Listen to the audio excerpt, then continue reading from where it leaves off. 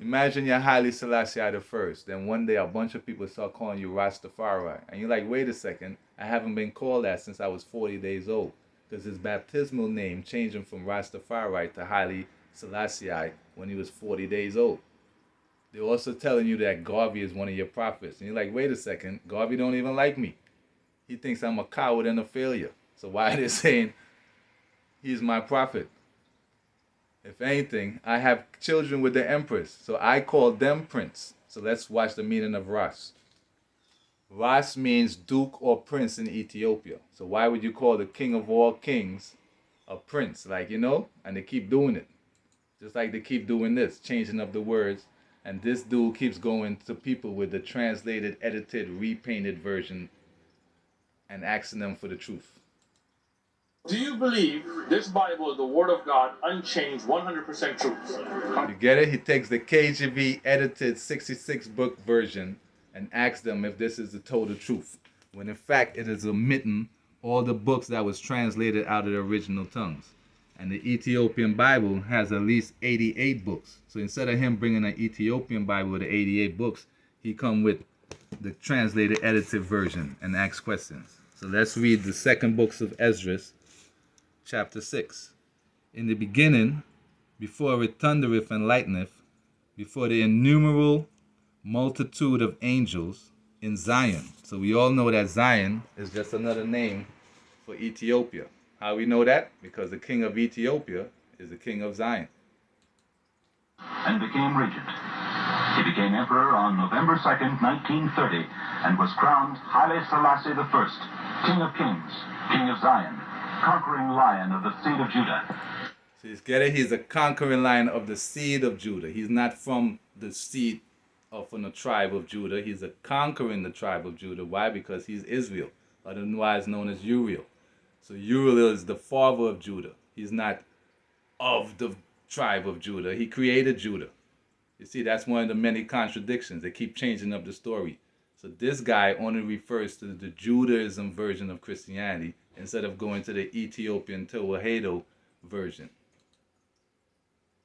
Century. It's the only means of which he being united with God again. So read for me. Jehoiachin was 8 years old when he became king, and he reigned in Jerusalem for 3 months. How old was he? King reigned in Jerusalem for 3 months. So how old was he? 8 years. In the same Bible, when we go to 2 Kings, Jehoiachin was 18 years old when he became king and reigned in Jerusalem for 3 months. Right, he's going to the translators. He's not going to the originators, because the originators will tell you who Joseph is. So Joseph is an obedient servant of God. Who is Solomon? Solomon is a humble, obedient servant of God. Who is David? David is a servant of God. Who is Job? Job is one of the servants of God. And what are they? They're all angels.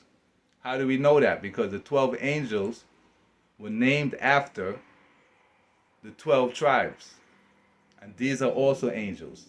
Gabriel, Michael, Raphael, Uriel. This keeps going. And how do you know there's a bunch of angels? In the books of Esdras. Second books of Esdras, chapter 6. And he said unto me, in the beginning, before it thundereth and lightning, innumerable multiple of angels were gathered together in Zion. They were sealed, gathered faith for a treasure. Then did I consider these things, and they all were made through me alone. In other words, there's only one God, and he's the maker of angels. And though none other by me, what shall be the parting asunder of the times, and when shall be the end of the first and the beginning of it that followeth? He said unto me, from Abraham, Isaac, when Jacob were born. In other words, those are God many names. Esau in the end of the world, and Jacob in the beginning of it that followeth. I, Lord, show thy servant in the end of thy tokens. So who's his servant? He sent Moses, his servant. And when he told you he's doing it, he told you he's doing it at the end. Therefore, when it speaketh, he not be afraid, for the word is of the end. The foundation of the earth is understood. knoweth that the end of these things must be changed. I heard many waters. Unjustly a fiction of Zion shall be fulfilled. The book shall be opened before the firmament, and they shall see all together. The children of a year old shall speak with their voices. Women with child shall bring forth untimely children of 3 or 4 months. The spring shall stand still, 3 hours they shall not run. Whosoever remaineth shall escape, and the end of your world, and the men that I receive shall see it, who have not tasted death from their birth. You see, in the times of Jesus, is basically at the end of times. So Jesus is with Moses, is with Abraham at the latter years of Revelation. So who was born will not taste death, for evil shall be put out, which could only happen at the end of time. So in other words, Exodus happens at the end.